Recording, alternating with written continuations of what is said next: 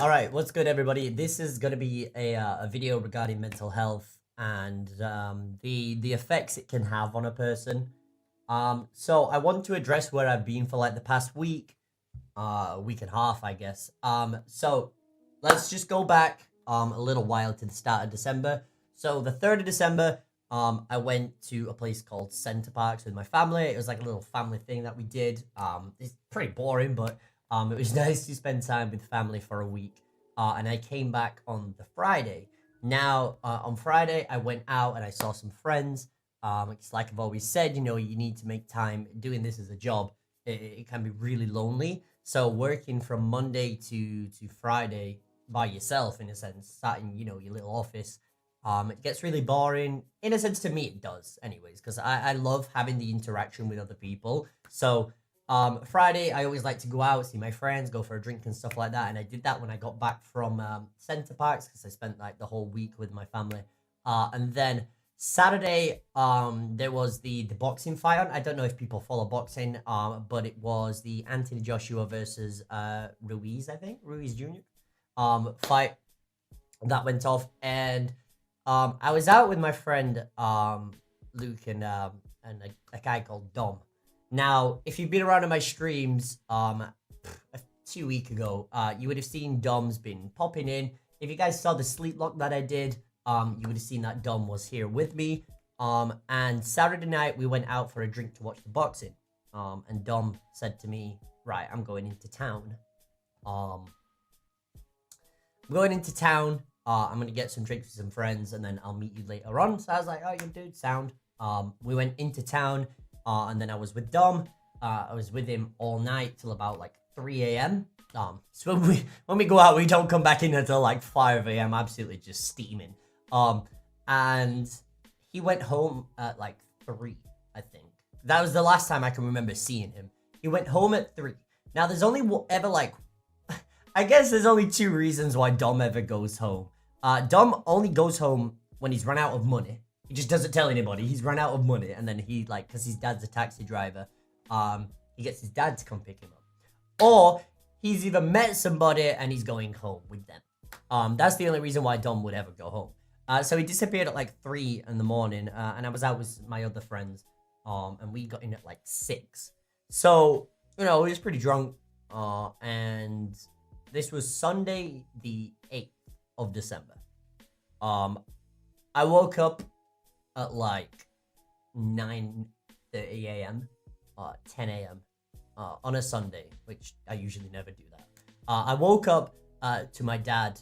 I was just asleep, and my dad was kind of rocking me and saying, "Son, wake up." So you can imagine me still absolutely like hungover as hell. Like I'm waking up and I'm like, "Oh, what?" And he's like, "Your friends are downstairs." I was like, "Why? Why are they at my house first thing on a Sunday morning?" And there was like, we've had some bad news about your friend Dom. So like in my mind then, it kind of like took a second to think, how can you have bad news about Dom when I literally saw him like a few hours ago? Like he should be at home. And then my dad told me to sit up, so I sat up, and I had no idea what was going on. Like I was so hungover, I was just like, what is happening? And he sat on my bed, and he looked at me, and put his hand on mine, and he said, "Son, I'm sorry to tell you that your friend Dom has killed himself." And I guess when you get told something like that, like at the beginning of it, you're like, what? It's one of those reactions where you're like, are you joking? Like, I was out with him drinking literally a few hours ago. But then I sat up, and I was like, wait, what? And then he walked out. So I was literally sat up in my bed, and I'm thinking to myself, like, what? You know what I mean? Like, it's because it doesn't sink in. And they tell you that. It doesn't sink in. So you're sat there like, what? And then my friends, my 2 friends that came to the house to tell my dad, walked upstairs, and they were just crying. And then it hit me. I was like, there's no way. I was literally drinking with him a few hours ago. And they was like, yeah, Chrissy, he's killed himself. And then it was one of those moments where I thought to myself, why?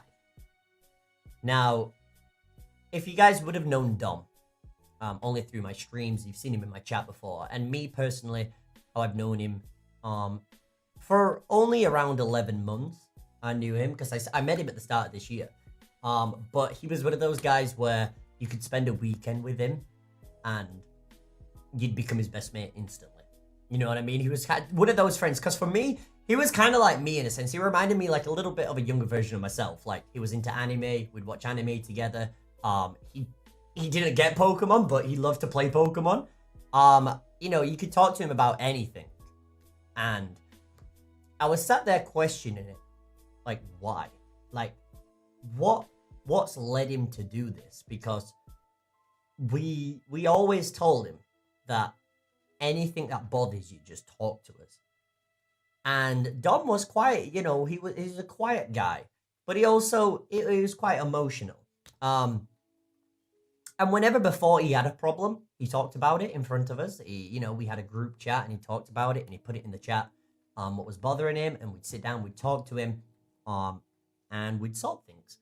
So for Dom to take his own life, there must have been something so bad, so, you know, that he felt like he couldn't share with anyone. Something so bad that he felt like the only way out is that what he did. So clearly, you know, that effect, what it's had on me, has made me really realize you know, what mental health is really all about. Like, you sit here and you think like something like this will never happen to me. You see it literally all over Facebook, all over Twitter, people talking about mental health, and you really don't get the grasp of mental health, whether you know, unless you're going through it or it happens to you. Now, for me as a person, I've always thought that I'm quite an open person. Like, a lot of you guys know a lot about my life. I'm not too scared to show things to you guys, like on my Snapchat when I'm out and stuff like that, because I like to, you know, think that you guys are part of my life just as much as, you know, as like my regular life, like my YouTube life with my own life. I've always thought that, you know, I need to be as open as I can. And for Dom, spending every single weekend with him since I met him, I've been on 2 holidays with him this year. And we was literally, if like I said, if you guys have me on Snapchat, you would have seen Dom on my Snapchat literally 4 or 5 weeks ago when we was in Spain, in Benidorm. We went on holiday. We went on a drinking holiday. Me, my friend Ben, and Dom. But it's left everybody obviously heartbroken and just questioning why. Like, what was bothering him so much that he felt like the only way out of this, what he was in, was taking his own life. And it makes you really realize about like mental health and depression and stuff like that, that people can be so happy and they can look so happy, but inside they're suffering so much. And, you know, it really comes back to the point on that we have to talk. We've got to talk to each other. We have to talk to each other. You know, anything can be fixed. Anything can be fixed. You're feeling down, that's cool. Come and chat to me. I'm chilling. We'll sort it out. You know, things get better. And now, even if you're listening to this and you've gone through this before, or you're suffering with your own mental health, just know that it does get better. It really does get better. It might be a bad day and you could have a better tomorrow. It might be a crappy year, but you've got another 60, 70 years left. You know, we really need to start talking to people. And I know a lot of people bottle up their emotions. I know a lot of people don't like to talk about it because they feel like they're going to be a burden to somebody. But dude, like, we're all humans. We're all on this earth. So why not spend it together? You know, don't ever feel like you can't talk to somebody, because we're always here. We're literally always here. Like, for myself, I've always, like I said, I've always been open with my emotions. That was the one thing that I learned from my family. As my mum has been through the same situation with her brother who took his own life because he felt like that was the only way out of whatever he was in. Um, I've always been open with my emotions. If there's something bothering me, I talk to my friends. I talk to the guys on Discord. I talk to my IRL friends. I talk to my parents. I've never let anything that eats me away keeping it to myself. I've never let that happen. I've always talked to people, and you know how better I've felt when I have talked to people. It's like it's completely gone off my mind. Like at the start of the year, I went through all of that with my ex. I was absolutely heartbroken, and I spoke to my friends, and it got better and better and better. I lost my dog 2 weeks after. I felt like, why is the universe literally trying to tear me apart? You know what I mean? And I talked to my friends, and I felt better. And now with this, what's happened with Dom, I've talked to my friends and I feel better. We're all in this together, and that's the main thing. We're all in this together. And I want to make it, a personal statement to me now, and this is my own goal, I guess, is to push, this idea of people talking about mental health, about depression. I want to make it a goal in myself to always be there for somebody. Always be there for somebody. If anybody's ever feeling upset, talk. You know what I mean? I don't wake up till like 4 PM, but I'll respond. I'll respond because I don't wake up till late. But on a serious note, like, I want to make it a goal to myself and to my friends to know that, I'll always be there for them, and I know they'll always be there for me. So the reason why there's been no videos on my channel is because literally I've been dealing with the death of a friend. And I could say more than a friend. I could say a brother. Because he literally was. Like I said, I saw him every weekend, every single weekend. And like I said, I work Monday to Friday. I like to go out, and Dom was always there. Dom was the guy that always messages me. He's like, yo, let's get a drink. I'm like, yo, let's get a drink. Saturday, I messaged him.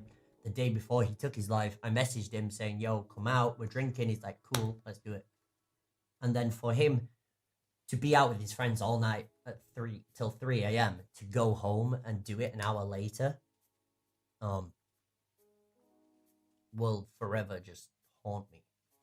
Because you think about the things that you could have said or the things you could have done. If I would have said to Dom when he was going home at 3, yo, come sleep at my house.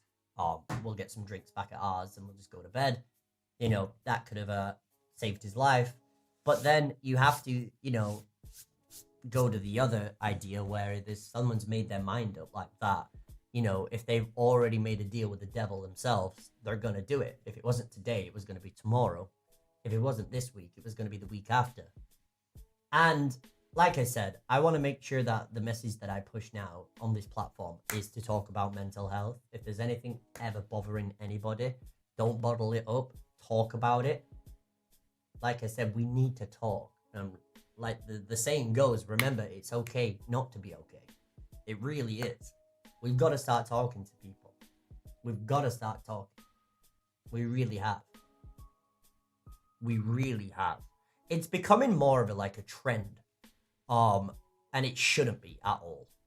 There is so many people that have took their own lives literally between the ages of 18 and 40 because they feel like their lives is not going to get any better. They feel like they can't, even if, for example, my friends got into massive gambling debt. Let's say my friends got into massive gambling debt. They felt like, there was nothing they could do. They've literally messed up so bad that they feel like they can't be anything to do. Come to me. We'll talk about it. We'll sort it. We'll get you if you're obsessed with gambling, we'll get you the rehab that you need. We'll get you out of that little hole and back in, onto the floor. We will. And that's the message I think everybody needs to take from this happening is we need to talk. We do need to talk. And even if it's you right now listening to this video and you're going through some type of way and you're upset all the time, go out there and talk to a friend and tell them how you feel. Hey, if you don't really go out and talk to people, Join my Discord. Talk to the people in my Discord. Everybody in my Discord is absolutely amazing. They're there for each other constantly.